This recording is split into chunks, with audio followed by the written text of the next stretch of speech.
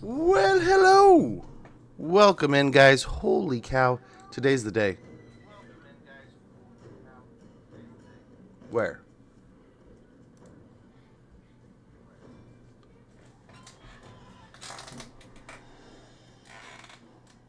Is that where it's coming from? Did I find it? Have I found it? I think I found it. But okay.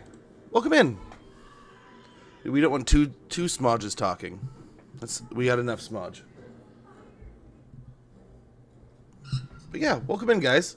Gosh, GameSpot's even doing a special on this today. God, I felt wildly out of my depth, man. I was like, man, do I stream this? I mean, we should stream it, right? We talked about it. I looked and everyone's online. It's like, man, do I even need to?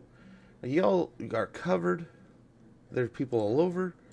It's like, you know what? We said we'd be here. So I'm going to be here. I want to watch it with you guys.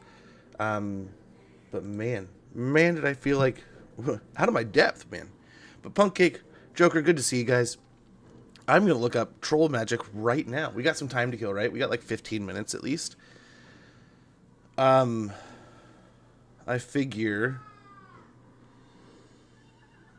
we'll watch the showcase live together if we can. And the fuck? Yeah, that's been this kind of morning. But let's get into it. We got some fights we can do in the meantime. Got some fun stuff to do to burn some time.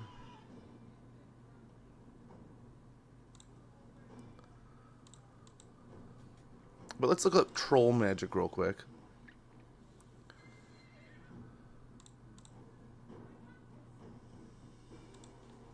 Let's look up the Troll Magic we're talking about here. Oh, that chat's dead. That's not working. Nothing's working right. So let's see.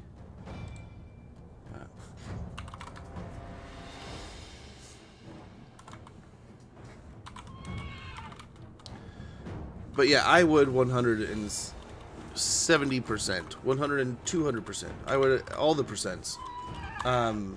Be down for like another DLC. Troll Magic. Here we go. Yeah, Troll Magic. Lore magic used by rare magic user of the troll race. And a few green skin shamans. So you could technically give it to them all, I guess. Maybe get to it as a certain tier.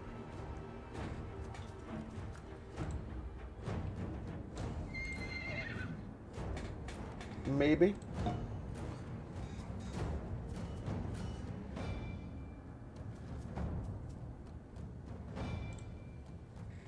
Maybe. It's live. So if you're not already, you can pop it up. I got Troll Magic. Here it is. I'll have half an eye on it.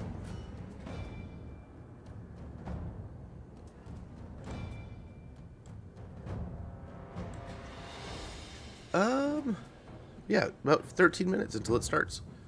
So we may not get to this. I was gonna fight the Dolgan fight, and we'll see what we kind of want to do today. If you guys just want to watch the video and talk about things, or if we want to get into games afterwards. I don't know. I have some stuff I have to take care of later this afternoon, but we can take over the morning. But I would love to see this, dude.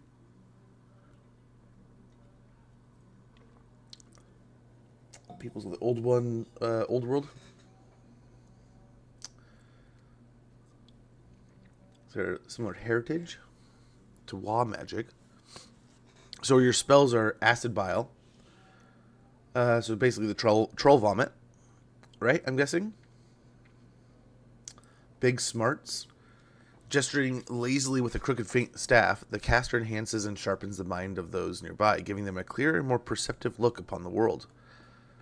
Okay. Maybe like a melee defense, melee attack buff? Maybe... I don't know.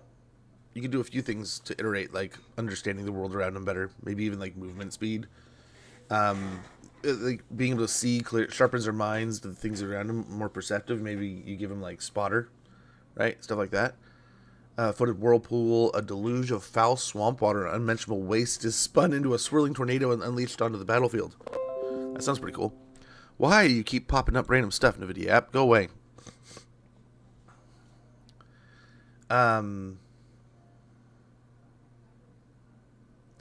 We got the rapid regeneration, drawing on the natural regeneration properties of the trolls. The caster channels that enhanced healing towards those in harm's way.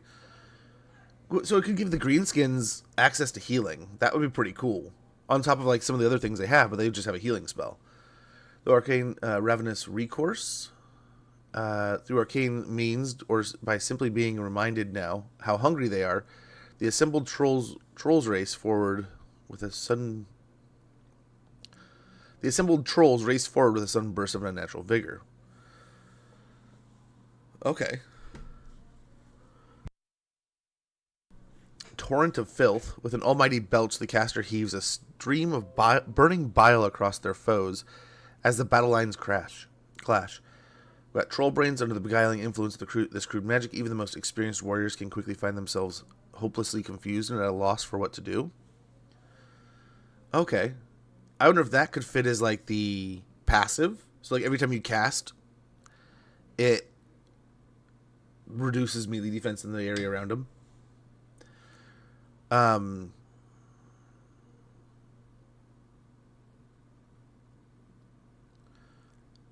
Wind spell, maybe, right? And this is like a buffs their attack speed and charge bonus, maybe. Here you got unnatural regenerative properties, so you just gotta heal, put regen on something for like jacked up horrendous regen on something for like 2 minutes, or double it and put it on something for 2 minutes or something, or like 25 seconds. Not 2 minutes, but like the quick and dirty of like just give it a couple minutes, just give it that quick little salt and pepper.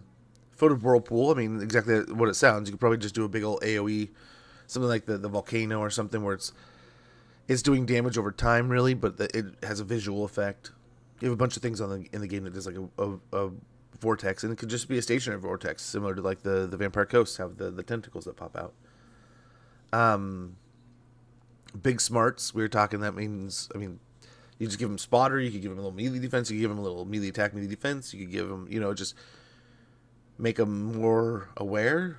Could be a lot of things. Acidic bile, you got your missile, your magic missile ability. Bada bing, bada boom. Easy peasy. But yeah, I guess we still got like 10 minutes or so.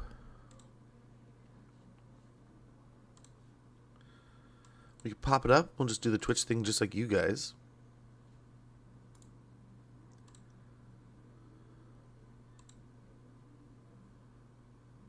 I think we'll be good there. But yeah, pretty exciting. I don't know, do we sit here for 10 minutes? We could go over more stuff.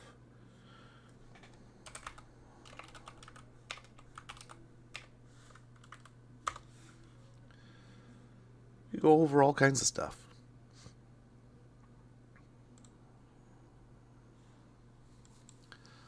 Imagine it comes in with him, right? We get a little bit of, having an orc, we already have something at Black Crag. That's the downside. But you could move anybody, right? You could move Gorbad somewhere.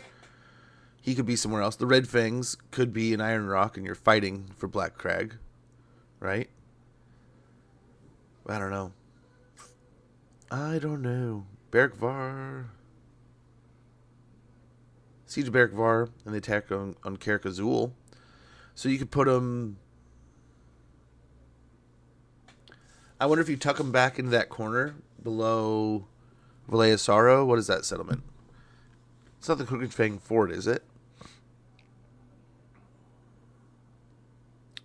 But you have like those two provinces, those two that are kind of right next to each other, with the Dwarven provinces there, below Karak Eight Peaks and above Thoric and Lamia. You could possibly plug him in right there and Gorfang and King Cazador can kind of be. That's who you kick off against, right? You can fight Cazador and take on Kerkazul. That'd be kind of cool, right? You could maybe take on Carrot Gate Peaks from that side.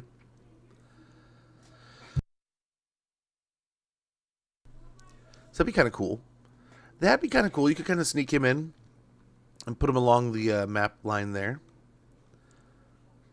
I mean, it's more orcs and stuff in the Badlands, but if you made him, I don't know if you make him like a FLC, if a DLC, or what.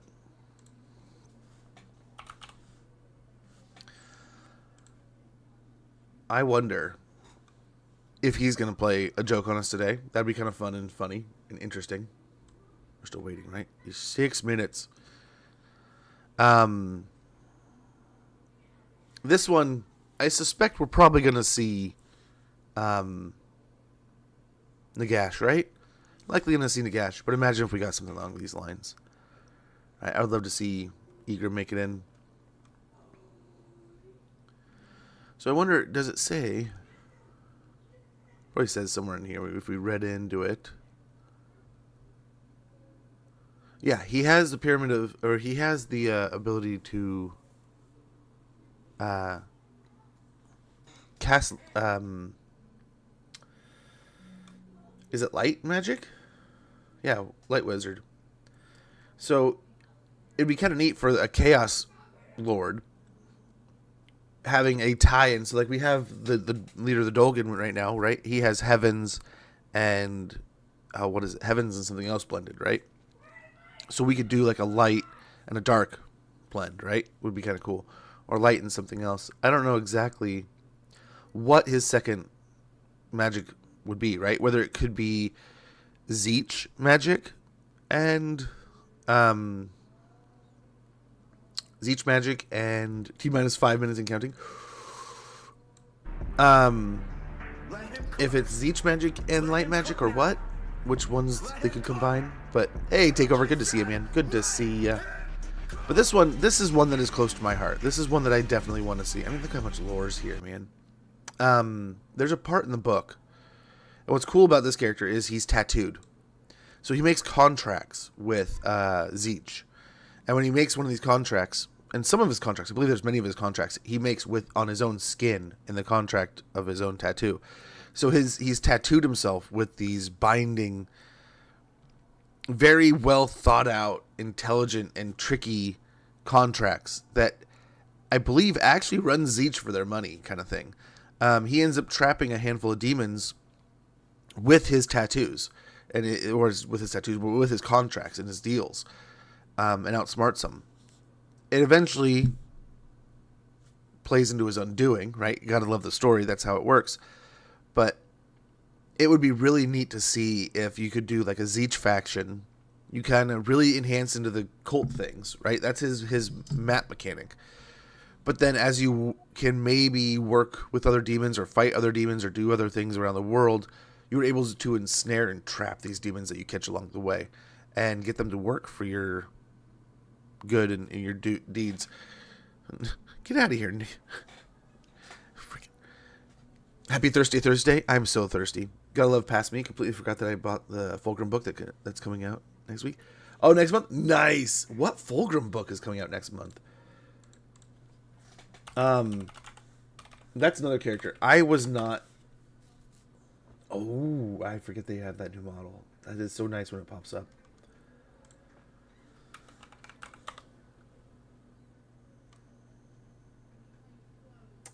The perfect Fulgrim, the Perfect Son. Is that the one that I'm guessing? That one, I don't know. That one might be old.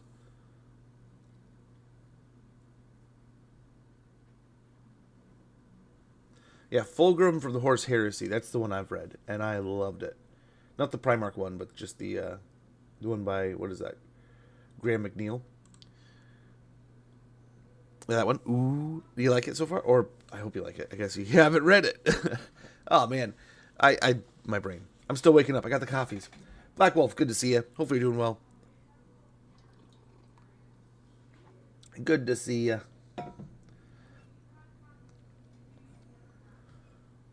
When the Night Lords level. Ooh. Ooh.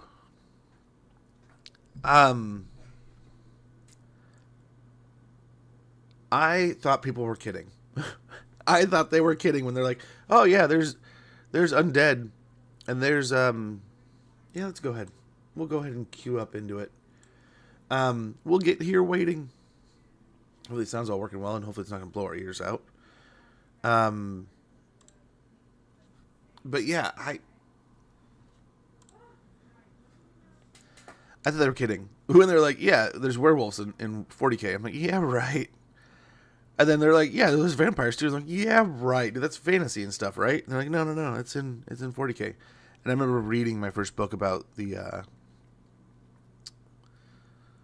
werewolves in 40K, and I remember being like, dude, no, I'm here for it. I'm down. I'm gonna get more coffee real quick, and we'll get back to this. But yes, let's get talking.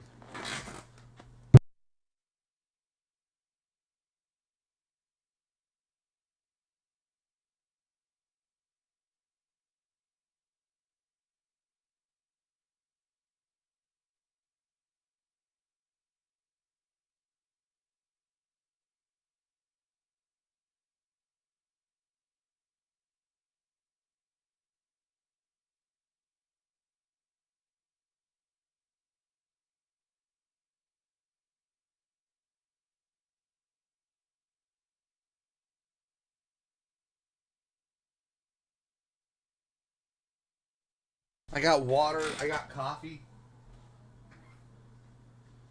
I'd eat something, but it's too early. My stomach will get all pissed off. I'll get all the Primark novels. Same. Okay, I broke my back in 2 places, but you'd hang out and watch it. Oh my gosh, dude. Hopefully you're healing well. I'm sorry to hear that. That stuff, no joke. Like, I had family that broke their back and they didn't even know it for a while. And then when they went in for, like, healing, it was almost worse than the break. But, like, the physical therapy. But, man, I'm sorry to hear that, Black Wolf. Wishing you heal quick, man. Didn't know for a week? That's insane. With how much you talk about it as a kid, like, oh, you broke your back, oh, you broke your neck, all these things, and when it actually happens, like, really? That's what that was? Yes, Slanesh is my favorite Warhammer faction. No, Fulgrim is okay. Dude, he really does take the nines. I think Twitch is gonna get mad at me for running their own ad on themselves.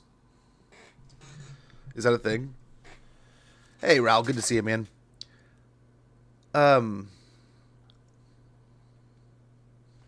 Okay, are we muted or something? Showcase. There we go. There we go. What we got here? We took a lot of Three Kingdoms. I don't know what the sound is for you guys. Are we just going through back through time? There's Pharaoh. I'm so anxious. It all looks so good. These were such great games. I sort of love that trailer from Total War Warhammer 1. The book corrupting the dude. So good.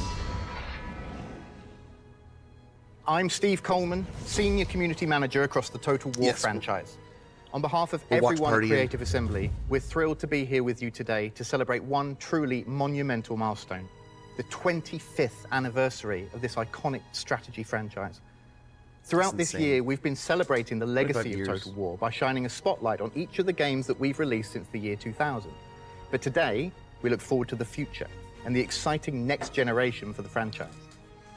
This showcase is your front row seat to everything we've been eagerly building behind the scenes. Across fantasy and historical Total War, we're working on a range of projects that span different eras, styles, and stages of development. And now, we finally get to share them with you. Whether it's long-awaited updates, bold new ideas, or glimpses into the future of Total War, there's something here for every kind of strategist. So without further ado, let's jump into things with a quick message from a true veteran of the studio. I wonder if they'll promo something. I don't know about free, but maybe a sale. Almost every Total War game. Thanks, Steve. I first walked through the doors of Creative Assembly in November 1999, hoping to land my next role in game development. Little did I know that during my interview, I would be shown an early glimpse of Shogun Total War. Over 25 years later, you've conquered history's most pivotal eras, Plutonium. witnessing the fall Something of like Rome, plutonium would be cool. Imagine dogs surviving work the for you. turbulence of Here the you go. Middle Ages, and establishing empires at the dawn of the modern world. You've also crossed dimensions into one of fantasy's most iconic settings, conquering the vast Warhammer world with legendary warriors in conflicts that defy reality. Thanks to your support, we get to continue pushing the boundaries of what Total War is capable of. So whether you're a fan of our history or fantasy titles, throughout it all, our aim is and has forever remained It the is same. pretty crazy seeing it all in ensuring direct everyone comparison. playing our games is excited to take one more turn. Now, what better place to begin the celebrations than with an early look at what's to come in Total War Warhammer. Yes, 3. Yes, please. Give it. The anxiety is just flowing. This isn't just another Someone posted update. something about It's Dogs the War, I end. don't remember. Yeah, there was of a the troll world. the other day. He's back. Excellent And use this of it. time, he's more determined than ever. Growing up, Warhammer was easily one of my favourite pastimes. I fondly remember Rich. buying countless copies of White Dwarf, reading the battle reports within, and dreaming of what I might buy from the mailer at the back of each magazine. Like me, many of my teammates at Creative Assembly forget who did share it, the but yeah, same someone made deep a- love for a Warhammer and video the hobby joking that about it. surrounds it. And nearly 10 years into developing content for this incredible series, the excitement is as strong as ever. Each new character, I hope it can be faction or considered a creature tease, we though. work on brings fresh energy to the team. The diversity of the lore ensures that every faction is distinct in its design, filled with rich stories and larger-than-life personalities.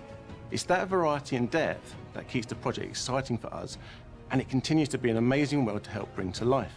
When we first set out to develop this series, our aim was to do something that no other Warhammer game had done before, to create a definitive strategy game experience that spanned the four corners of this amazing fantasy world, with the aim of including as much of Games Workshop's iconic lore, characters, creatures, and key events as possible. It's certainly been a journey of a lifetime for us, one that we've loved sharing with you and hearing your experiences of forging empires, felling enemies, and venturing to the darkest corners of the Warhammer world. But we aren't ready for it to end just yet. Next year, we need you to join the forces of Order, Chaos, or the the whole Undead time. There it goes. for a war that will determine the fate of this world. Right into it, huh? Yeah, you really see something going on in the top. I can't tell if it's a gash, though. Hidden Horseman, maybe? Arkan, what have you done? There he is. Can begin. Rise, my mortar. Friends. Could be. You never know. Come to me and submit. That's where you get undeady. Come to me and witness my ascension.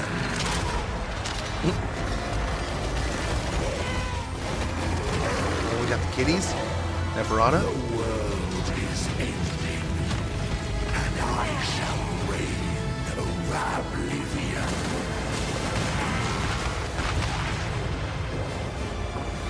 Come to me, and for eternity you will serve.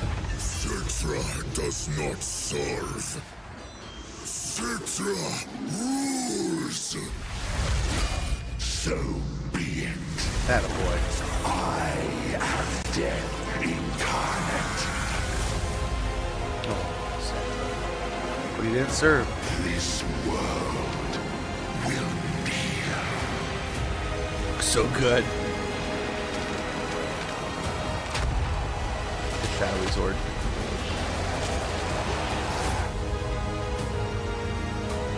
Lords of the End Times, huh? Yeah, Black Pyramid going nuts.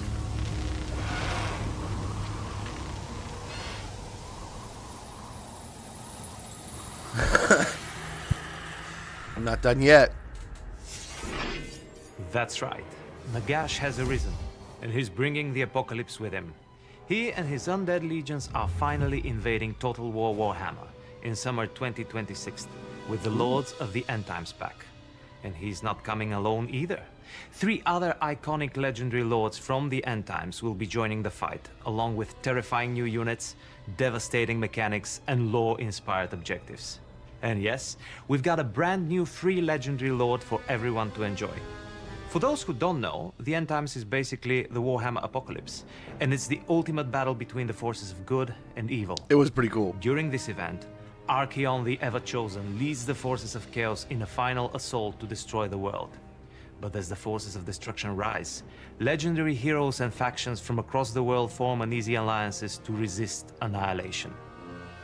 And as we announced earlier this year, Warhammer 1 and 2 owners can also join in on the action, as Immortal Empires is now accessible to all players who own one of the games from the trilogy. Amazing choice. We're incredibly excited for our players to experience this content as we celebrate an amazing 10 years of working on this game.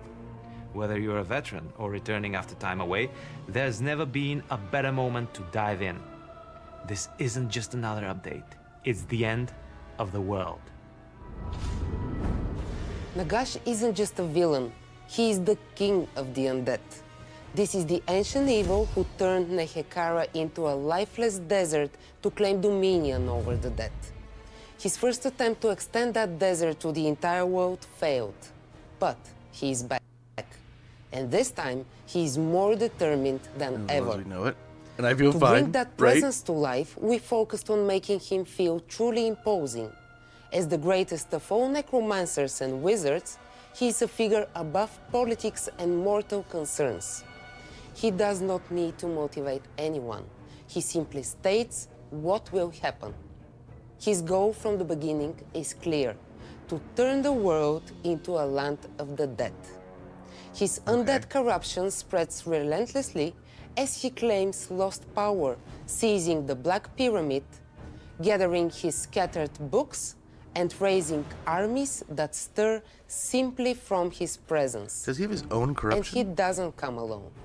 Nagash can summon his Mortarks by luring them from other factions. Archon the Black, for example, who abandons his Tomb King ties to write a Dread Abyssal and flood the world in that's deadly cool. witchlight. Nagash's arrival brings not only doom, but a unique undead roster that draws from both the Vampire Counts and Tomb Kings, uniting ancient death and vampiric horror under one banner.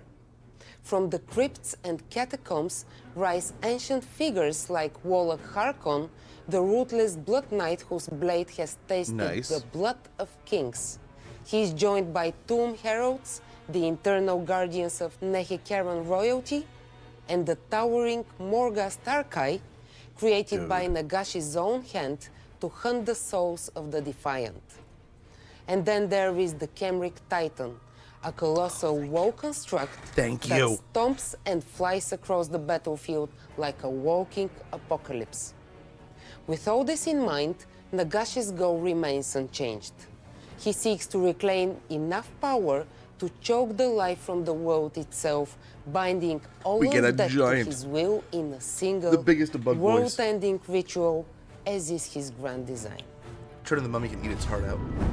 Bringing the end times to Total War Warhammer meant more burrow. than adding new content. It meant reshaping the very fabric of the campaign map to reflect the devastation unleashed by a host of apocalyptic events. Depending on their choices, players will witness a Warhammer world transformed. Lush meadows now drawn in molten rivers from volcanic eruptions. Earthquakes split the land into colossal fissures, rendering cities into ruins beyond repair. Craters from warp-fueled meteors scar the terrain, and entire continents may be left barren. The campaign map has never felt so apocalyptic and alive, and we're thrilled for players to shape their own vision of it. This is really cool. Of course, such devastation means new battlefields.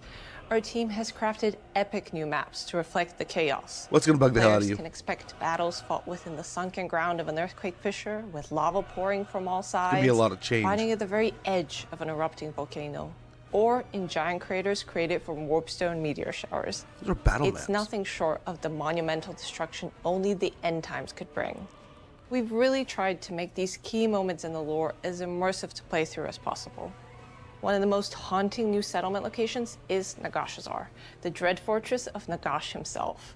With its towering necromantic architecture, glowing skulls, and eerie green witchlight, it's a place where death reigns eternal. The environment team have poured their passion into crafting a map that feels otherworldly. So let's take a brief look at it in action. Oh, please. The bug. World dies. Definitely gonna ticket things. Bluster here. Oh, poor Rexy boy.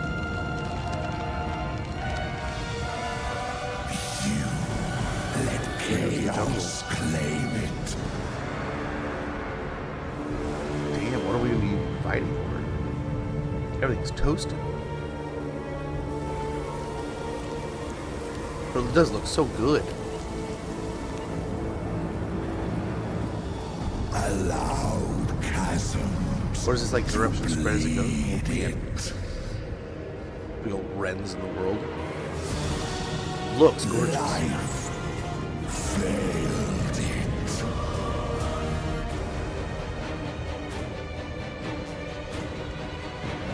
Oh, on Earth. This Oh, the world tree. dies Not the world tree anymore. and becomes my domain. They're not going to show us all of them yet.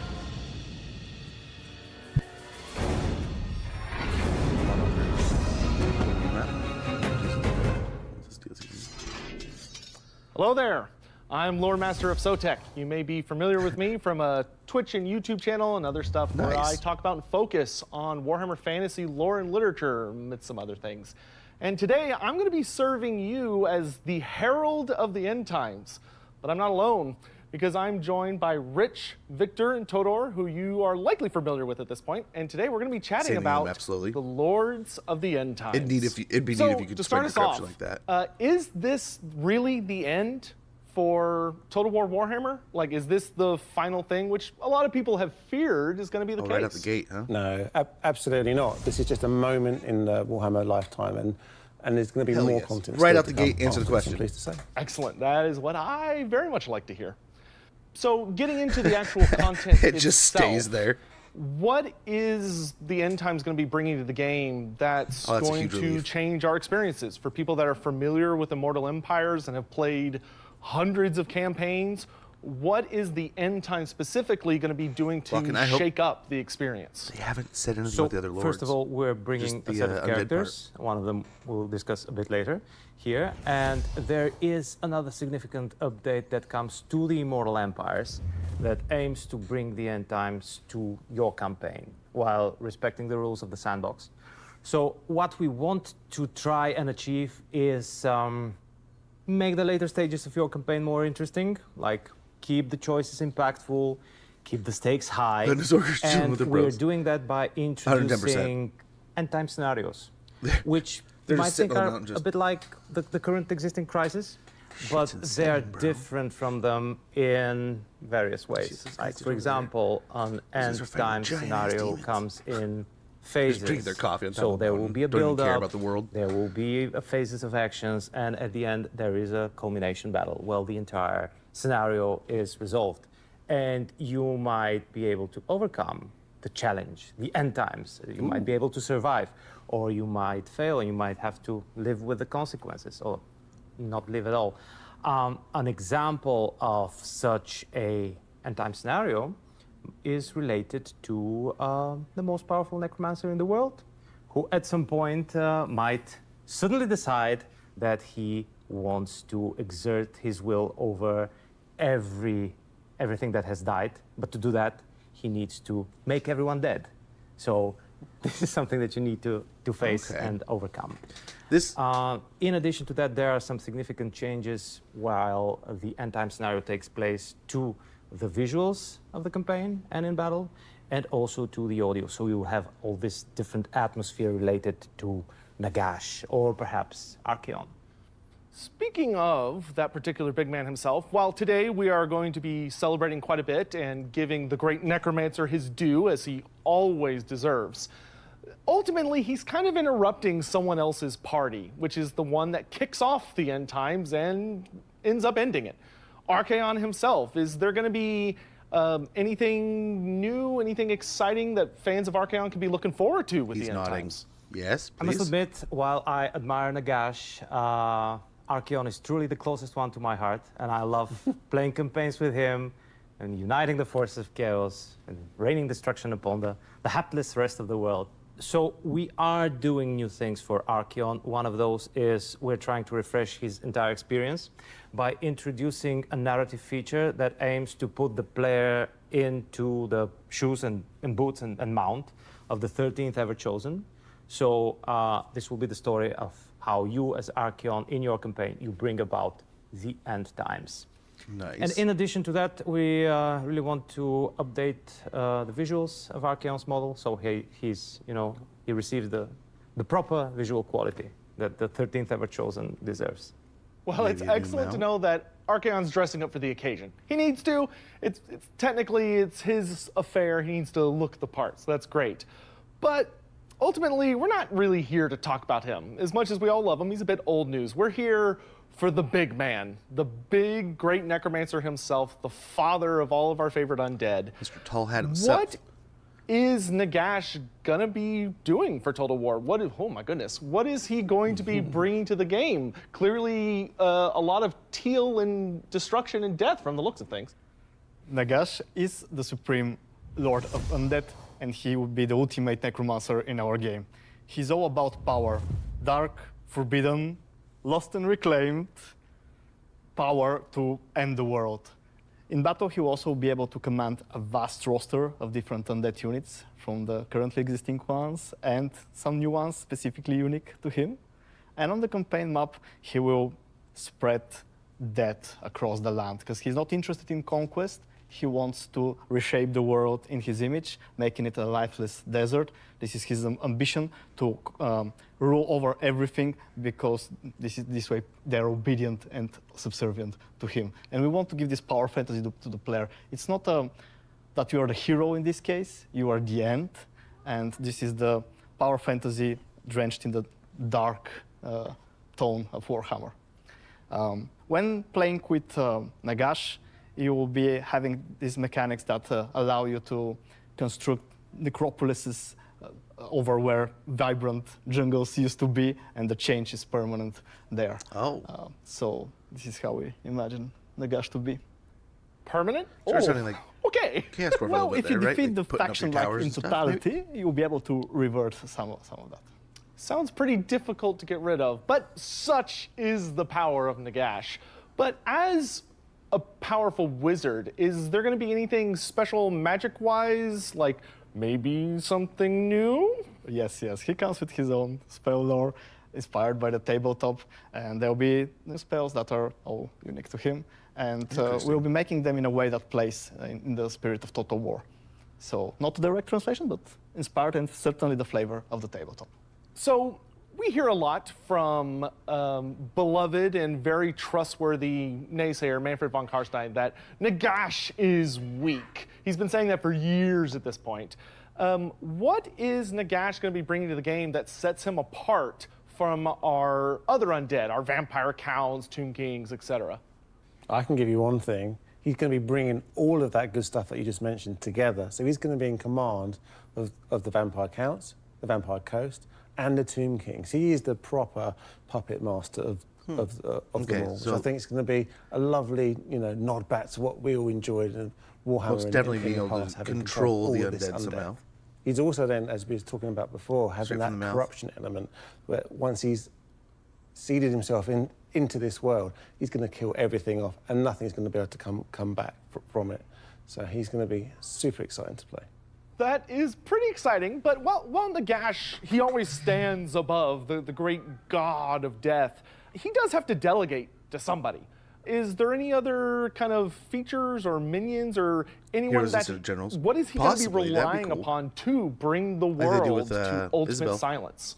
Isabella. So, first of all, it's important to say that unlike other undead factions that are comprised of different characters with different complicated relations, Nagash's faction is Nagash, his race is Nagash, everything revolves around Nagash and his will and his ultimate ambition to dominate over a dead world.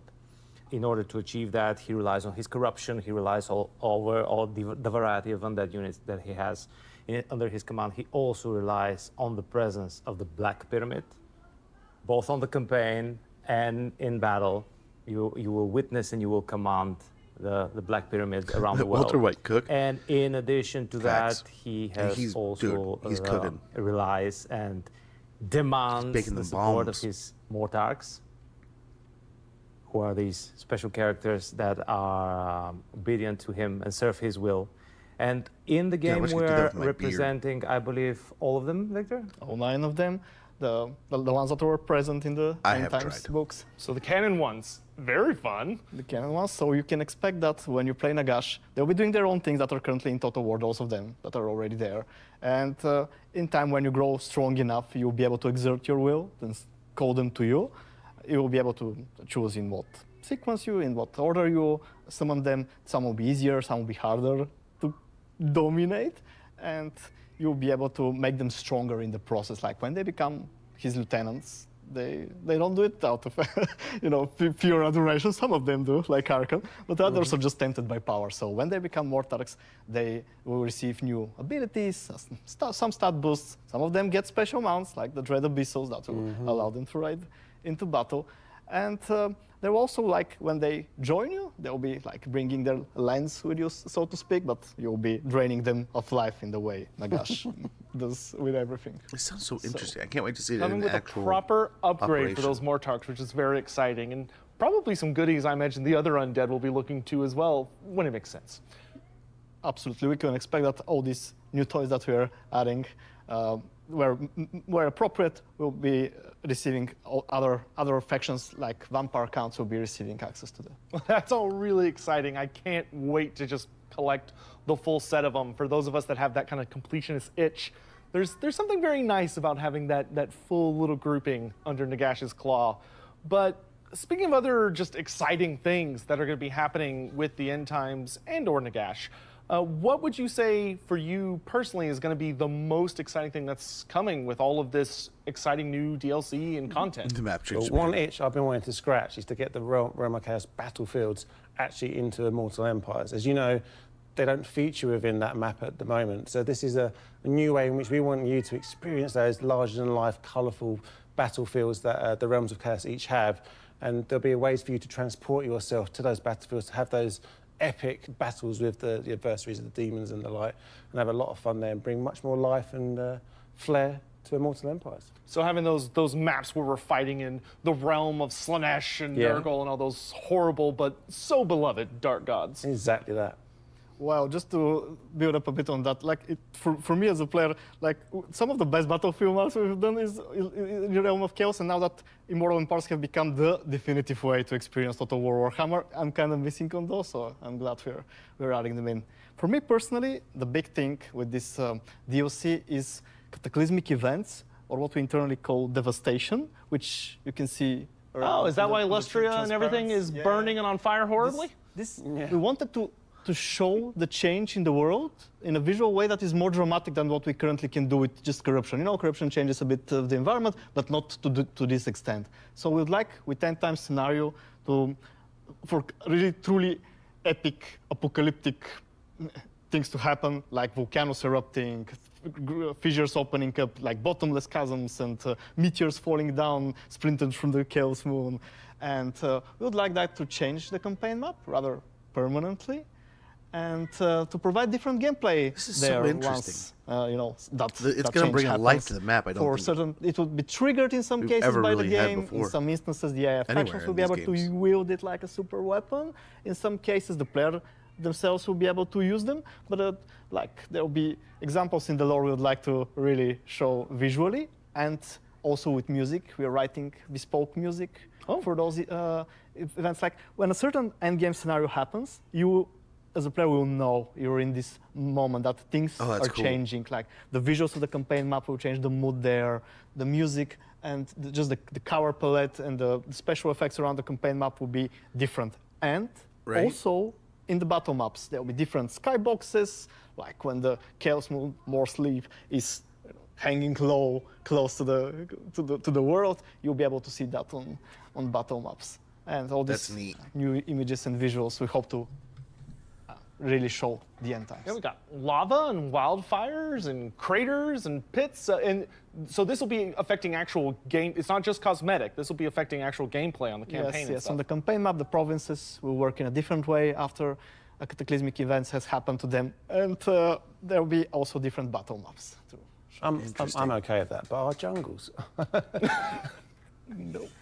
Realms of Chaos battlefields and Devastation is cool. I really admire them. What I'm most excited about personally is the narrative chains that we're preparing for the new lords we're introducing, and also some of the existing lords, to be perfectly frank. And I'm really, really curious and excited as a Total War player to see how we will be able to tell the story of Nagash's rise to power and his domination over the world, while still retaining the sandbox and retaining that player agency and the player choice. So regardless of which character you're picking, you'll have the ability to get involved in these storylines of like the rise of Nagash and stuff, even though you're playing such and such way on the other side of the planet. You can, if you want, you can get really involved with these storylines. Well, yeah, if you're not playing as Nagash, it's very likely that you will have to survive the rise of power of Nagash. Whereas if you play as Nagash, you will be the one that rises to power step by step while you are doing your conquest and your spread of corruption and the extinguishing of life around you. Excellent. So for a lot of us players, this is incredibly exciting, and there's a lot of changes and just wild things happening, and everything's quite literally on fire. And although we've touched a little bit on it, just to be kind of clear when it comes to the end times as an experience, this is still focusing on that sandbox experience of Total War Warhammer. It's not purely a narrative, but it has narrative aspects, but it's still sticking to the core fundamentals. Yeah, as you know, Total War is a storytelling machine, and we want players to be able to still tell their own stories through the sandbox nature that we offer. So with the end times now featuring in Immortal Empires, it's going to be exactly that. You can go ahead and, as we talked about earlier, play as Archaon and destroy this world, end it completely. But on the flip side, we want to let you have those different stories, also things that maybe didn't happen, but you'd like to think how they might have played out, with Nagash taking over the world and bringing death to it, or whatever else you can think of for that matter. I know many people who are going to be hopping right into Karl Franz Saves the Day. Hope so. Most We're definitely. exploring different apocalyptic scenarios that could have ended the world in the canon, but didn't, because we all know Chaos won. But we're looking for other what-if possibilities that could have happened. That is all extremely exciting stuff in my very, very biased but professional opinion. But beyond the end times, is there anything else we all can be looking forward to for Total War Warhammer?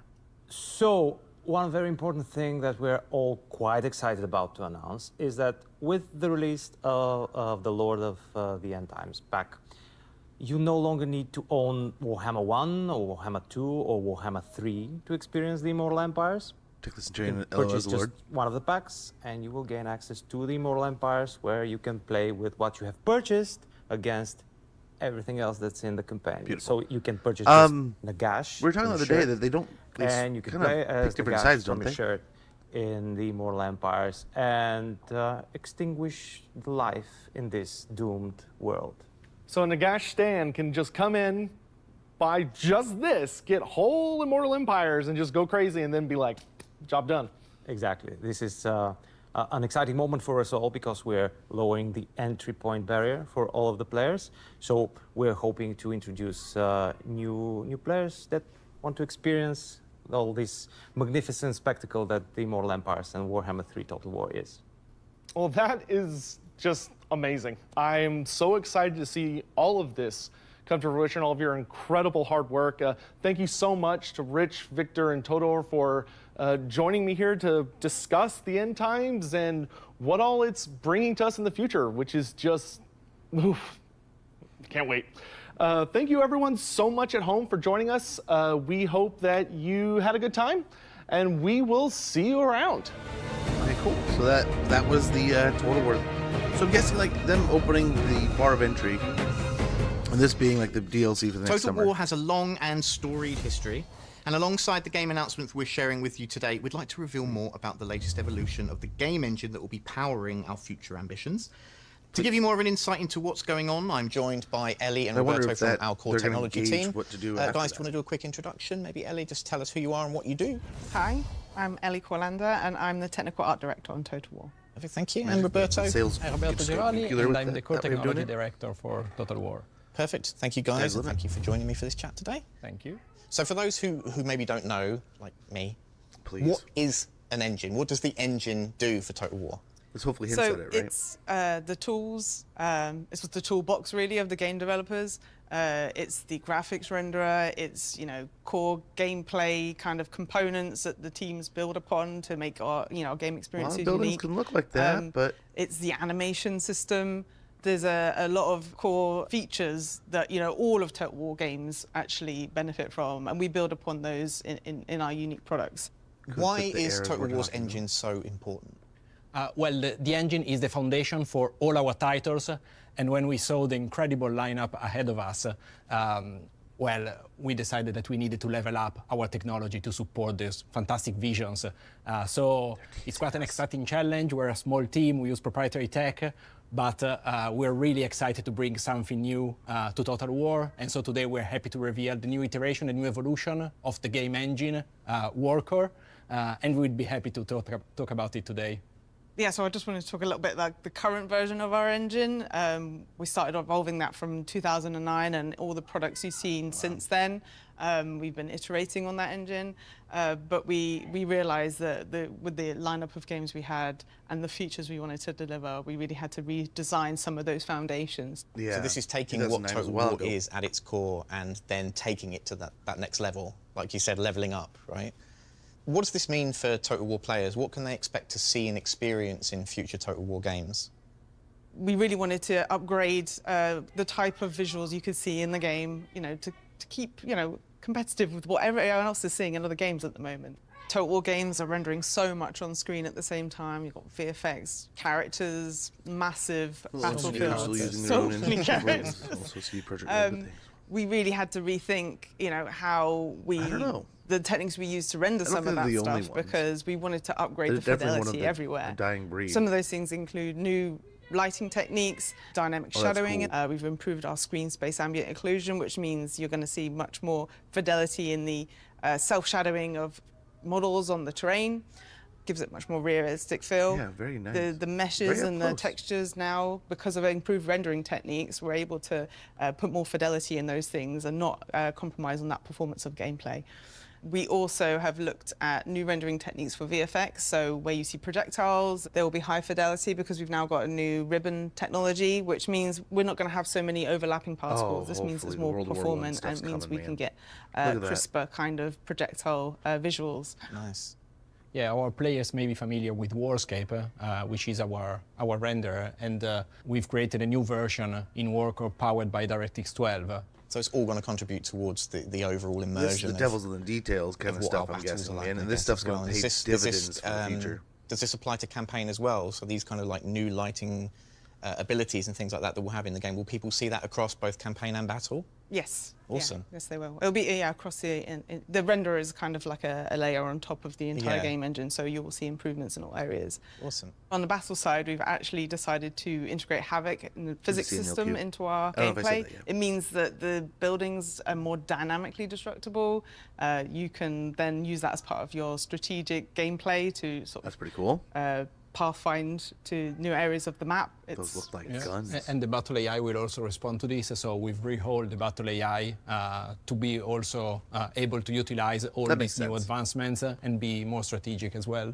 So you can use these like destructible environments to your tactical advantage, but also your enemies are going to be doing the same. Yeah. So, okay, that's interesting. Yeah, the battle AI now, it takes more, it takes more of an advantage of reinforcements and more dynamic abilities as well. So it's really leveled up. Awesome. And what about campaign? Are we going to see a lot of advancements in that area as well? Yeah, we've put a lot of work into campaign. We've rewritten it to be modular so that each different game can really use these building blocks to create custom, amazing experiences. And with this, like the campaign AI goes hand in hand. So that will also evolve and use what we call a forward model. So it will simulate future states of the game to make better strategic decisions. What does this mean for animations then? So we've actually rewritten a lot of our animation system. It's now a graph-based node system, which means we can layer animation behaviors and create more variety and fidelity. Some of the things the players may see is more complex movement like strafing, and more complex vehicle movement, something that we've been challenged with our previous version, but we wanted to do more and bring more to the gameplay. Yeah, the team has really done a great job, I feel, with our new animation system. And there's something else, right? Yes, of course, with Total War, even quite just having part a of it handful is of blood and options, gore. We wanted to make this more visceral, more realistic.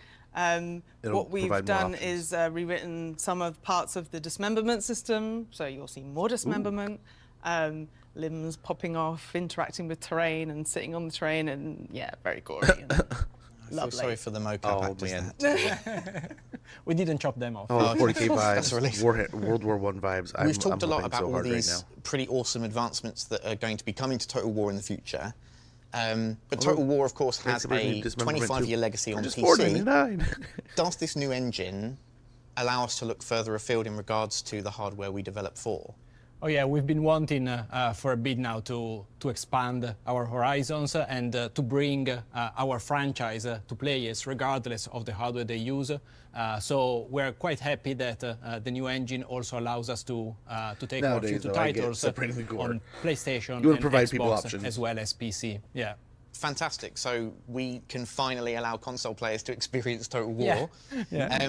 But we're still going to be, of course, maintaining that same focus on the deep strategy ethos that we encompass, right? Yeah, absolutely. So we want to remain true to our soul. So we're not having like a knee-jerk reaction to put in our games on console. We absolutely want to. We love the Total War formula and the complexity, the depth, and this is something that we want to keep regardless of the hardware. So PC players, I don't think they'll see any major changes to the product they love because we love it as well. I can't pause the live video. So yeah, going on console is really a way to expand and then, also to other players. Great. What are we aiming to achieve with Warcore then? What's the goal of this? I apologize, guys. I should have shut the ads we off wanted to give Total War the strongest foundation it ever had. But really here, we wanted to look at the future. So the engine now is at its infancy, so it will evolve and get better and better over time. But even now, yeah, we feel it's the most powerful foundation we've ever had. And we are thinking long term. So players will see over time, more and more improvements come into it. Yeah, like Roberto says, it's in its infancy now, but you will see improvements in terms of the rendering, in terms of things like destruction and all those interesting new features. But we want to build upon those in the releases we've got to come. We've got plans to keep iterating on those features. Yeah, I think players will already see something great, but you're really excited about what they can see even 2, 3, 10 years from now, and that's what we're trying to build, yeah. And it's also something we've built for our staff, so to give them more powerful tools, to be able to create even better games. So yeah, streamline our internal pipelines, make them more efficient. Okay, we really wanted to improve the developer experience.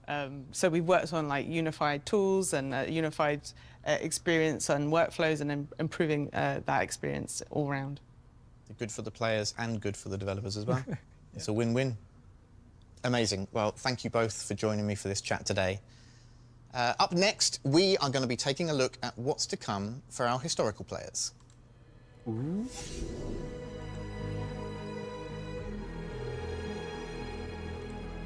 Tell me. Feed me. Hi, I'm Pavel. It's incredible to be standing in front of you today, not just as a developer, but as a lifelong fan. I've been playing Total War for 25 years, first discovering the franchise through Shogun, before becoming completely captivated by Medieval. That passion led me to join Creative Assembly in 2005, where I've been fortunate to contribute to most of our historical Total War releases, from Medieval 2 all the way up to Three Kingdoms.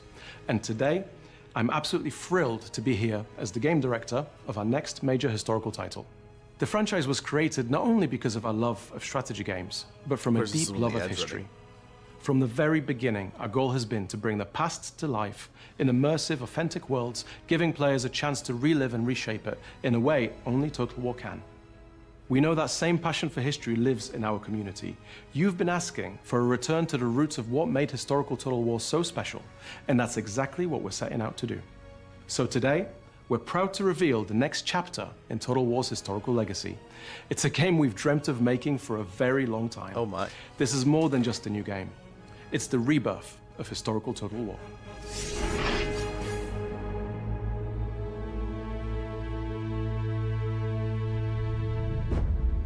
We Medieval rule 3? by divine right.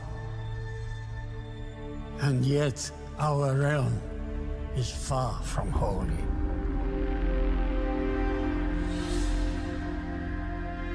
The armies we command paint red the map. Why fight when hearts and minds are easily swayed?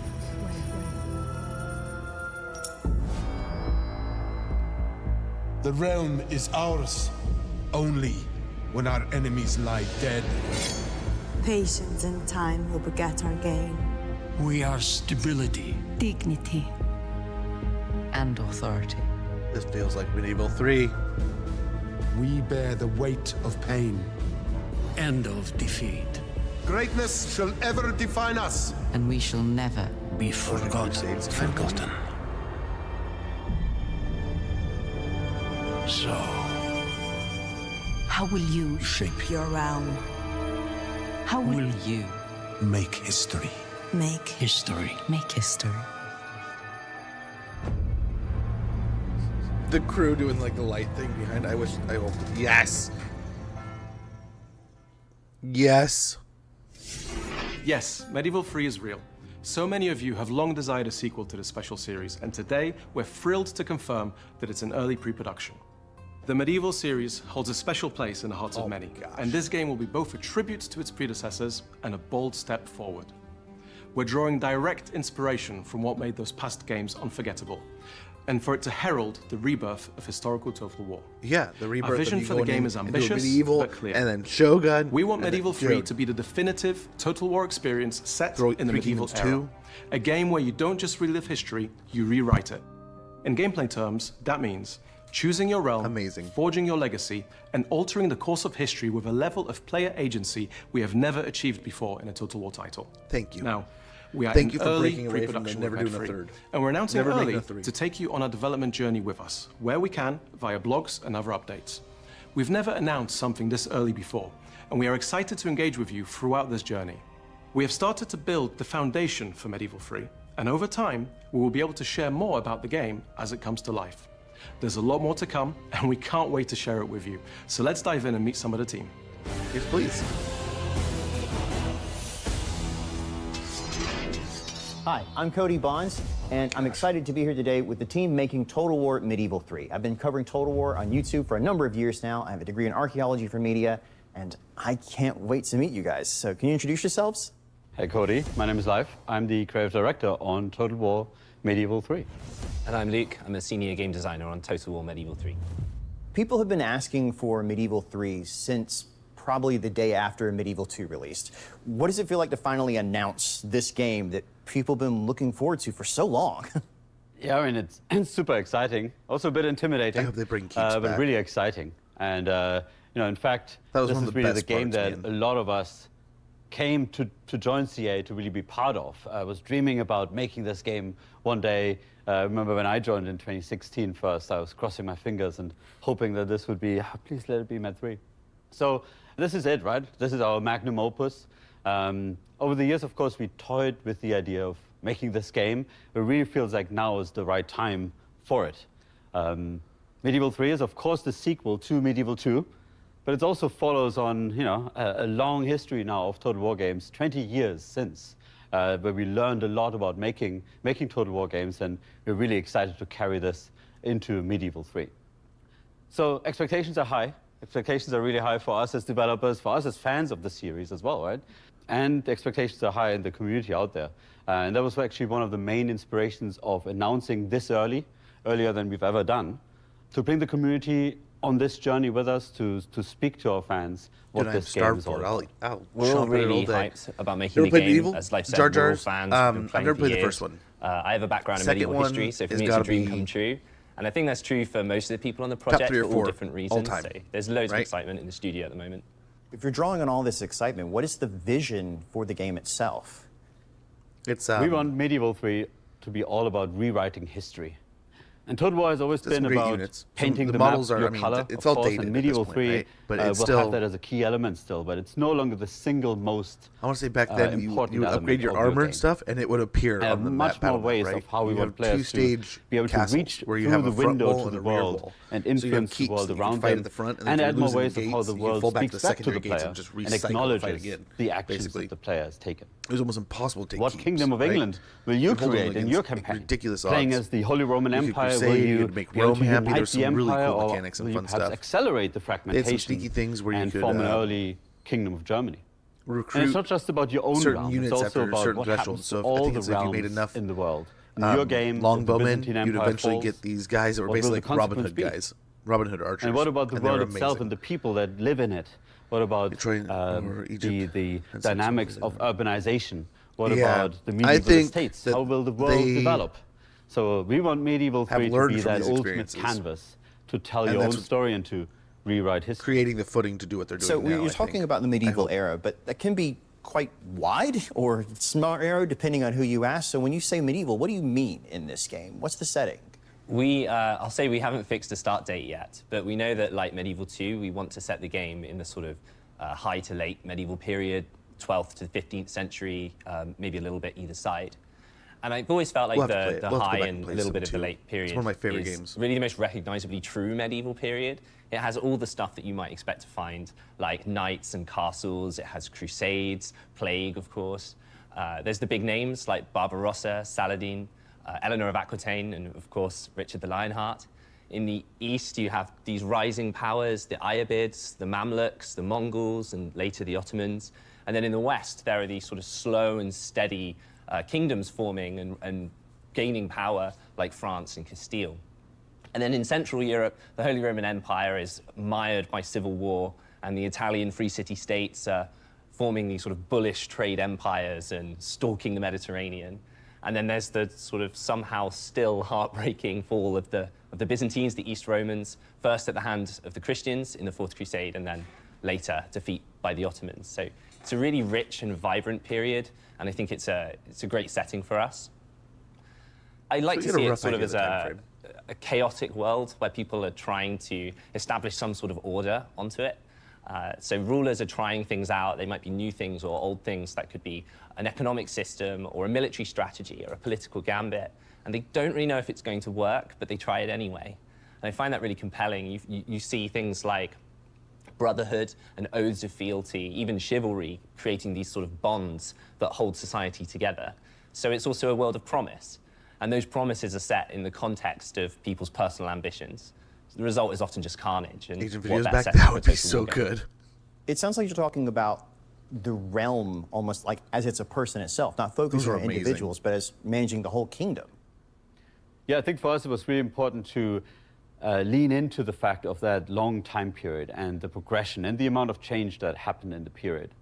One thing we discussed was how in that time period, in the medieval time, there wasn't really the notion of nationhood or nations or states.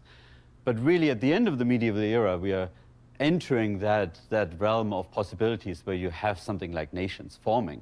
So it's really about these medieval realms finding themselves and defining themselves in that era.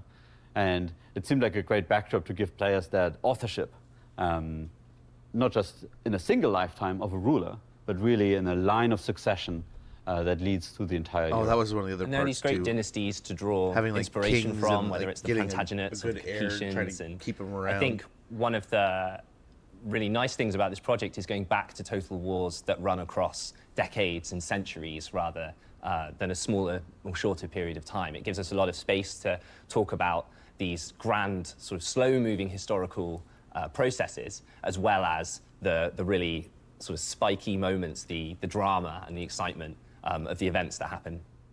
One thing we sometimes talk about is how we want the game ultimately to feel very different in the early parts of your game versus the end.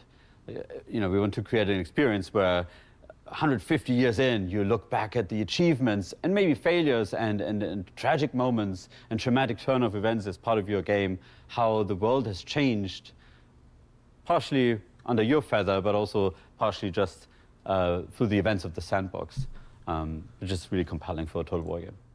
You gentlemen have both obviously done a tremendous amount of research for this game and can draw upon that at will.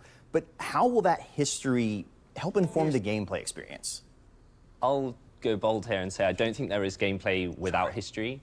Whether you're making a fantasy game or a sci-fi game or historical, chances are that part of that draws a parallel to the past. So that might be a cool weapon or a unit or a whole feature set, but it probably is inspired from history. And I think that's what makes those gameplay features feel really fun to play. It's satisfying. They feel believable, they're grounded, they're real, even if they're a little bit fantastical. I think one of the cool things about working on a medieval game is that we have access to all these great sources, these manuscripts, these treaties and agreements, pipe rolls, artifacts, or the work of other historians that we can really draw on. And that directly goes into the content of the game. So that might be the weapons or the armor, the buildings. Gosh, they look so good. And we all love it when a TV show or a game gets the details just right. And I think we also kind of love it a little bit when they get it wrong too. Like that feel of but I think we can say that we bring that back and then just clean want it to up. make the Oh my most gosh, authentic I Total would War love it. we've ever made. And that means going beyond the content. It's also about looking at historical relationships. So when you play our game, we want you to feel like you're in medieval shoes, that the problems that you're facing are the problems medieval people face. Medieval 2 was when I started just tools zooming you in have so to many solve battles. those problems are the same tools that they had as well. So we look at the core systems of the game, like the economy or the recruitment or characters, buildings, and we think, okay, why did these work in the way that they did in the medieval period? Taking recruitment as an example, when you raise an army in our game, we want it to feel truly medieval. And where did medieval armies come from? Well, there aren't really standing armies, like in the modern day at least. It's probably more from oaths of fealty, from vassals to their lords. So we want you to feel like you're raising your banners, like you're mustering your forces or summoning the prince electors. And of course, it's not a PhD thesis, it's a game, and the fun definitely comes first. But if we can inspire people to look into history because of our game and maybe learn a thing or two, I think that would be great. And like, I did like got into the history because of iterations where Total you War, had like so the it would mustering, be great to where you replay actually had like the flavor. troops built up over Yeah, I a think few we turns. ultimately set out to make the ultimate medieval strategy sandbox, right? And for that, the simulation of the medieval world is really important. And like Luke was saying, the representation of the forces and dynamics, that's really key. It's absolutely important to get, you know, the armor right and the details on the helmets, but really capturing the forces and dynamics that moved the world at the time and making sure the player feels them and interacts with them. That's really our key goal. There's so much you guys are juggling to get right in here, and there's so many cool elements that clearly are building on things from the past and looking at them in completely new ways. But what's the one key element you're really looking at to focus on here for your team? I think that's a really interesting one to pin down because there's so much excitement and passion in the studio and team for Medieval 3. There's a great anecdote where we were sharing some concept art with the wider Total War team, and the concept art was presenting some ideas around the upgrades of armor and how better techniques and more expertise in armor creation could be represented visually. And I got this huge message from someone not actually working on the game, explaining to me the details of plaquening and how it was done and what the benefits of it were. So a lot of passion in the wider Total War team that we want to draw from. But if it comes down to one thing, I think it would be to create that sandbox, to really bring the medieval world to life, to give you the option to interact with this world, feel the forces that were at play at the time, and really feel like this is truly a medieval game where you get to rewrite history the way you want. And that's Total War Medieval 3. Thank you to the development team for coming out today and revealing this truly astounding game that I think we're all excited to see be developed in the future. Obviously, it's early days, but we can look forward to news updates as they come out. Yeah, like he said, hopefully since play a game I played where you can Medieval 2, truly and I played it rewrite years after its release, I have been waiting for Medieval 3. So that is just a bucket list checkbox right there. I cannot wait. I mean, we're going to have to be patient. We got to be patient, but... Getting to work in Total War is like nothing else. Working on Total War is definitely an experience. It's different every day. It's never boring. Challenging. Working on Total War is an absolute dream come true. It's a franchise that's so close to my heart. I like to solve problems, and Total War throws endless amounts of design problems at you. Working with people who are passionate about what they do and the world they're building makes it a really excellent place to be. Coming into work where I get to write about the Crusades one minute and the fantasy apocalypse the next is like nothing else. Making Total War games feels like just bringing that fantasy, that imagination to life. And the games are always challenging, but the challenge is something that we love to tackle. It's a franchise that has taken us in many, many different places, so nothing's ever the same. It's really great to be part of something that means so much to so many people. I don't think there's anything quite like it. The fact it's 2, sometimes 3 massive games rolled into one. It combines strategy gaming and real-time battles like no other game. It's this unique mix that no real other game kind of does it the same. You really kind of get that view as if you're a god looking at this world. It's all interactable and you can manipulate everything in the world. Also, it gives you that real immersion, so then you can like follow that through line all the way down to like an individual soldier, like you're zooming in on a battlefield. You feel like you're right in there with the troops, and then with the campaign side, you get a lot of the gameplay and the strategic side of elements of the campaign. It's just a very cool, nice synergy that works really well. So for me, what makes it special is the ability to bring history to life. To bring players into so many different places, and not many other games can say that. We have people who are interested in history, in strategy, and of course, fantasy. It's the ultimate time machine, a socioeconomic war simulator that transports you back in time. How does it feel to work on a game franchise that is 25 years old? Exhausting. It's crazy to think that it's 25 years since the first Total War game. That's pretty special. 25 years is a long time. It feels old. It makes me feel old. Great to be part of something that's been here for this long. It feels unbelievable and amazing. I never thought I would be part of Total War. It's lovely to have been here for so long and seen our games develop, seeing the tech develop. We want to iterate and improve on aspects, but we are always keen to make sure we don't disappoint our fans, we don't change Total War too much. But also, we need to move forward and do new things and innovate. So we have a responsibility to keep it true to what makes Total War so special, but also carry it to the future and keep delivering new epic experiences that are going to stand the test of time. It's a wonderful thing to be able to be part of something that has such a long and lasting legacy. It's really cool. It's stood the test of time. It's one of those great franchises. Few games get to celebrate that milestone, and this game happened to be something very special. And it also feels like it's not just a milestone and it's getting older, it's just the beginning of something new and where we're going next. We all together as a team bring it to the future. That was really neat. I feel like you're talking to the whole team right there. And that almost brings us to the end of our anniversary showcase. And what a celebration it's been. 25 years ago, we set out to build a strategy experience unlike any other. What began as a single game has grown into a franchise full of unforgettable moments which have been shared by tens of millions of players around the world. Today, we've celebrated that legacy by announcing a return to one of the most beloved eras in Total War history with Medieval 3. And we're preparing for the Cataclysm with the Lords of the End Times DLC and the End Times update for Warhammer 3. Few games get to celebrate such a monumental milestone, but we're eager and excited to spend many more years with Not many you all. games. When we say your Live the life support that means the Total War world has. to us, we mean it. Whether you're playing our games, watching our newest trailers, submitting bug feedback, or commenting Med 3 when on every social post imaginable, all of this contributes to creating the bedrock for Total War's success. Finally, before we end today, we have one last thing to share. Yes, please. Do it. Hi, everyone. I'm Attila, game director on the next major title being developed at Creative Assembly. Whilst we are not ready to unveil the project in all of its glory, it represents one of the most ambitious games we have ever worked on as a studio, and we can't wait to share it with you.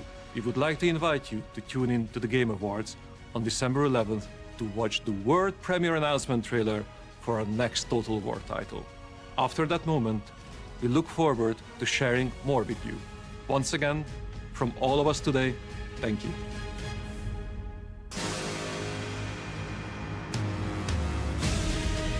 So we have to wait till the 12th? That's when we get the announcement for the next one?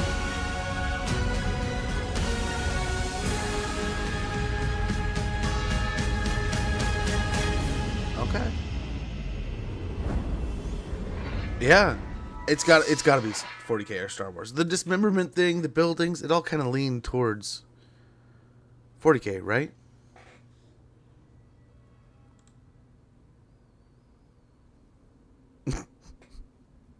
Bruh. I saw that one. Well, okay. There we go, man. I mean, we got some news. We got some things to chew on. We got some stuff going on. Yeah, that was a lot to chew on. And now I'm kind of thinking, I wonder if things kind of change and like, wait, let's wait till the Game Awards, get more eyes on it, I guess. But that makes me think it's even bigger. So it's got to be like 40K or Star Wars, right? Because they would have put it right next to Medieval if it was anything else, I guess. Now we know it's Nagash. They've hinted at like Lords of the End Times, so it's like, oh, is this a multiple pack? If this is the End Times kind of thing. A lot to unpack. A lot to go over there. But I think in the end, some cool stuff. One thing I checked at like midpoint there, like there was so many people streaming the Total War Showcase. But Medieval 3, like bucket list, like checkbox, right? Like yes, please. It had to have been done. I wanted it so bad. Let's see, is it done?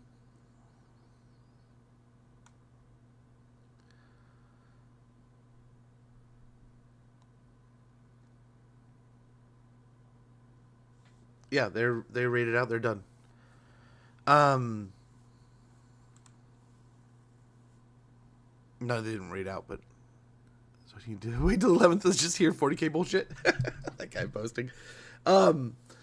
Well, there we go, man. Medieval 3, we know about the Nagash stuff. The Nagash has been confirmed. We got some hints on some, I think we got eyes on like the new legendary hero. We saw Neferata, so I'm guessing maybe she's the FLC. Nagash is the DLC, because it looks like he's got a lot of mechanics, his own faction, his own lore magic. He's going to have his own branches. So that'll be pretty cool. That'll be pretty neat. But yeah. I think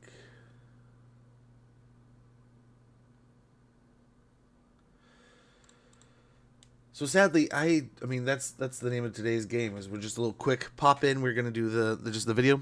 Say 3 lords added with him. Yeah, they said the Lords of the End Times. He's one of like I don't remember if they said he's one of 3 or he's one and there's 3 more. So I get the feeling like we're gonna get this undead chunk. And we saw the Cameroon War Titan. We saw like the gargoyle Borchark looking things, right? We saw some new Tomb Kings units. I'm hoping that means we get like a Tomb King Lord. That nice little video was amazing. So yeah, I'm really looking forward to that. And like, if we're going with the Lords of the End Time, kind of comparing it to almost like the Leak idea, I mean, they're getting towards. I mean, we're probably looking at Nurgle, Cult of Auric, and I don't know if the rats. So we'll kind of have a similar mechanic. Maybe this could be like the whole deal, right? Nagash getting his End Times thing. Each of these Lords of the End Times can change and alter the map, and very reminiscent of like when the Immortal Empires thing came out, and they were like, "It's the Immortal Empires update, this End Times update." Very interesting, and I don't know. My brain is still chewing on all of it. I'm still kind of going through it myself. But I mean, they honeypotted SLL for the awards. They really did. They really did. But I imagine the way that came off at the end. I mean, did it not kind of feel like, okay, this was the plan, this was the plan, this was the plan, and then as they got closer, someone came in and goes, we should probably do it at the Game Awards. It's like so-and-so at higher up, they're saying Game Awards. And then it kind of like ripple effect through, and then it's like, okay, well, we're going to announce it here, because you kind of get the hinting in the beginning, right, with the engine, showing off the engine. And if they're just getting Medieval into development, I wonder. So I'm kind of leaning a little closer to Star Wars now, right? And I feel like it's a little bit more likely to be Star Wars if it's like the Star Wars branch. But then at the same time, it's still 40K. I mean, the dismemberment thing, increasing the quality of dismemberments kind of screams like 40K directions. But those shots definitely look like World War I. They look like strafing fire, right? She talked about strafing units. Those maps, everything kind of had the palette of like a World War I color scheme that could fit like that idea of a Warhammer 40K. But yeah, I don't know. Oddly enough, I thought we were going to leave here with our questions answered, and I feel like we answered many of our questions. We got an answer to a question we didn't even know we were going to get an answer to yet, and now we might have more questions in the department of what's coming sooner, right? Hey, Bytor. Dude, it was some good news, man. Nagash be looking good. Those models be looking great. I'm pretty hyped too, but like I was saying, I'm a little curious, like, whoa, we gotta wait, what is it? Like, how many days until the 12th? So like a week. We're waiting a week. 11th is when they said, right? So next week we'll get the announcement video. But I kind of get the feeling, like, did someone come in, like some exec just be like, push it a week. We got to push it a week. We got. Maybe they didn't know if they're going to get a spot at the Game Awards, and then the Game Awards are like, we love this. You got a spot. Or whatever happened, and they're like, well, shit. Now we have to move it away from our event to there. I don't know, 40K huge right now. Animated shows, Henry Cavill, 11th edition, but she did say vehicles have been a challenge, so it could be. Yeah, well, I figure if World War I happens, it's happening in the direct, like those two, World War I, Total War World War I, and Total War 40K could almost essentially be the same game with different color jobs, different paint jobs, right? So you could essentially create the same engine, and then like the rocket trails too. Like they're talking about the rocket trails, like that's not for Warhammer, or that's not for Medieval 3, unless you're talking about like they had cannons at the end of Medieval 2, but you're not gonna. I mean, maybe you have the Chinese rocket technology if you go all the way to China, which would be cool. Maybe Three Kingdoms 2 and Medieval 3 will be the same thing. I would say Lords of the End Times looks dope, and I'm super excited for that side of the... Yes, I am pretty stoked. I think it's going to be a good change and a good direction for it.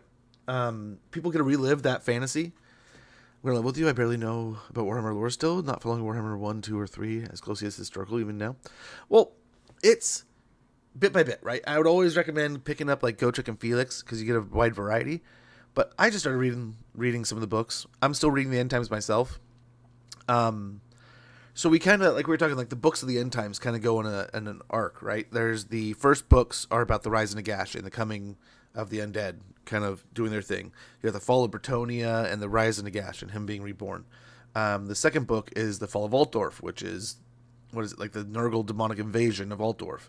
The falling of the armies of the Empire. And I believe like there's parts where like Vlad is going nuts. So that would make sense for like Nurgle, like the Glockkin and this other thing. And I remember watching a video the other day about how the Glockkin is just this huge model and this huge amount of power. And it should be this insane expense. But after that, then it goes into, I think, like the Kane stuff. So a lot goes real deep into the elves, like the Elves Civil War and how that kind of works out. And we were talking the other day about how Tyrion and Malekith kind of switch sides, you know, and that would be interesting to see. I respect the hell out of the Warhammer trilogy for how they push the Total War mechanics in those unique ways, like the vehicles, beasts, flying. Yeah, always leaned far more on the historical side. Also, Warcore is a dope name for the... It is, isn't it? Just burrow through the universe. Well, then that's the next book, right? Like, the next book, I think, is like the Skaven book. And then the final book is Demons. Like, it's Archaon. So, if we go... Let's say there's 4 lords in a FLC. Maybe there's 5.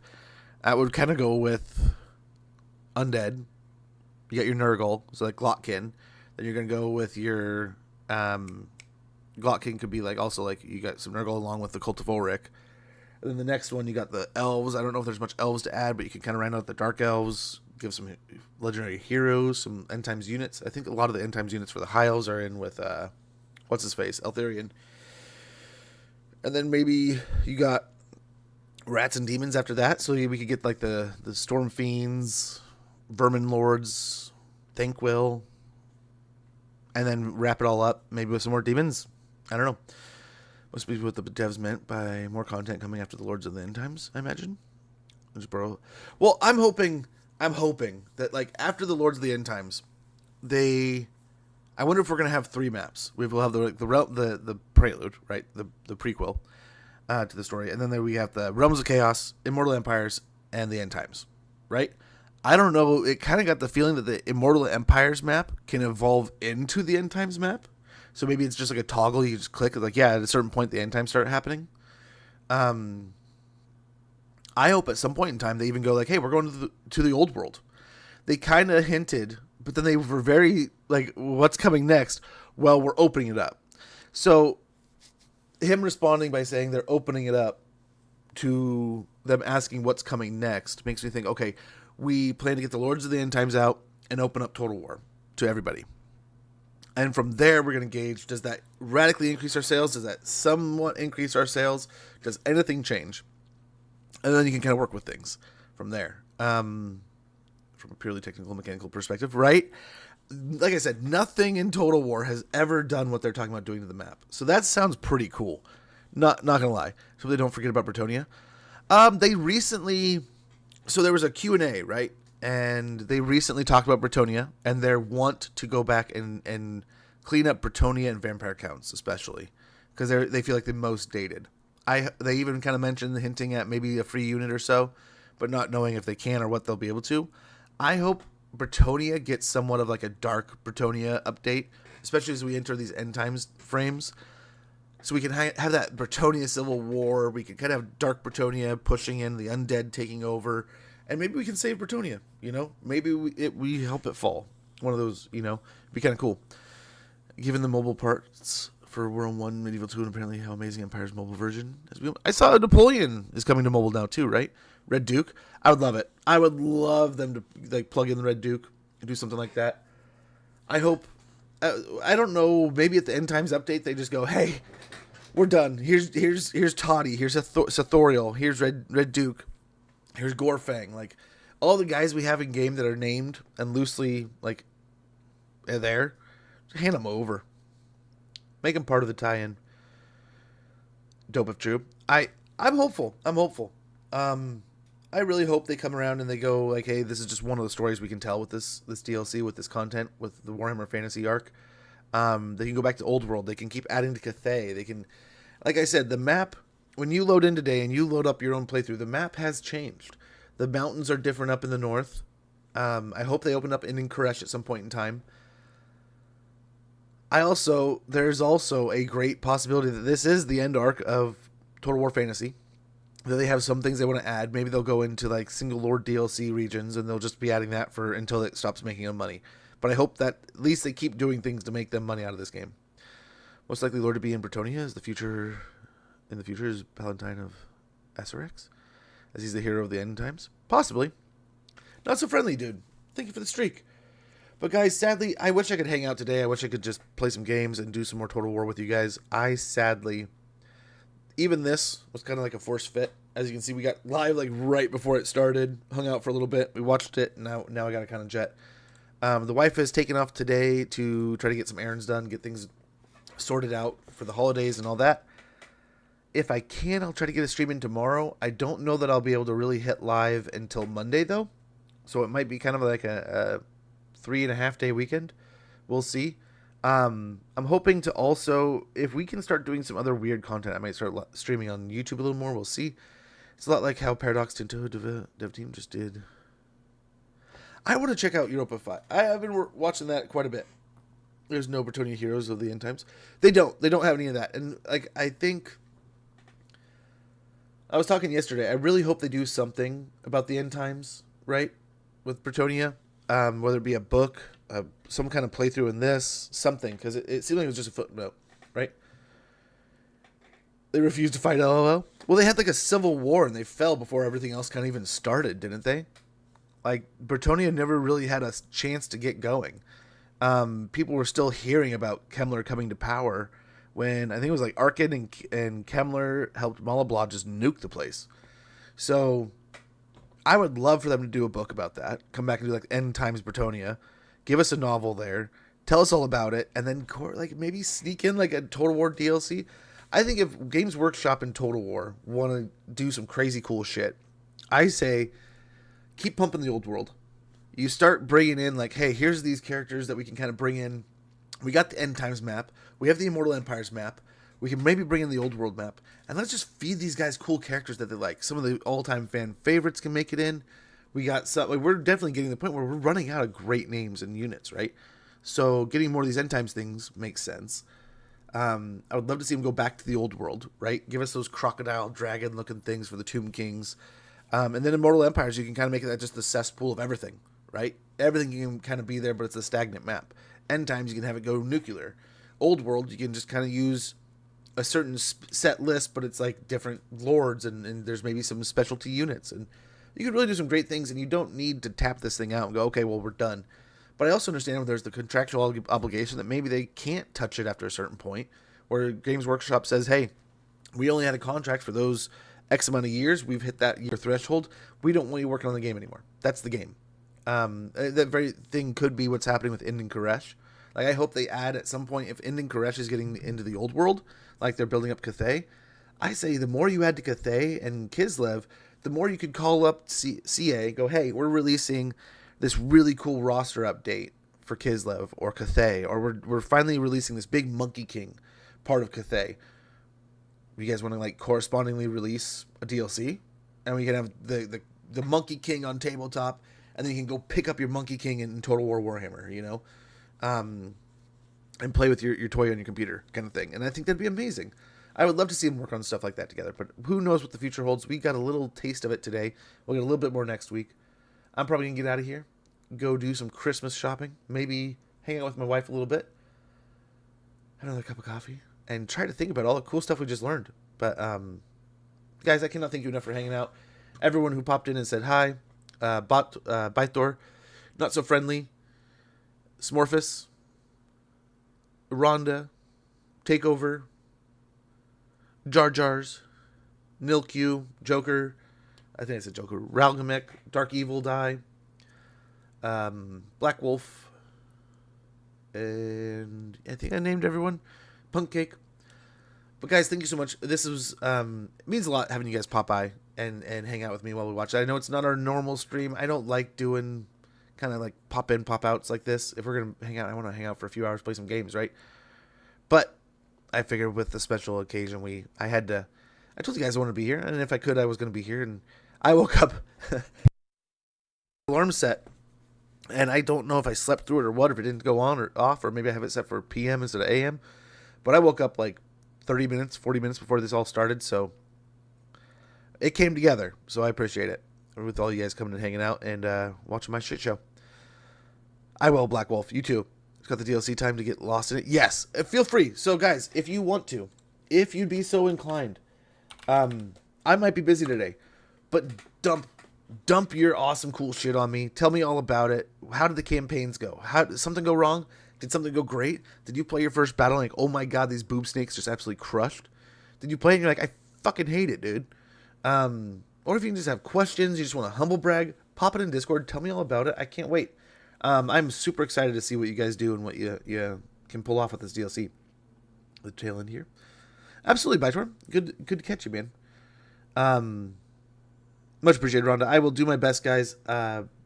Black Wolf, Not So Friendly, Sergeant Rhonda, Bytor. I will do my best to have a great day. I'm We're basically finishing up Christmas shopping. Kids are at school. Wife has an extra day. Today and tomorrow we're just going to Christmas shop our brains out and hopefully get everything we need. Doubt that's going to happen, but that's the goal. That's the goal. Everyone, dump on Smudge. Dump on me. Dump it all. Tell me all about it. Info dump me.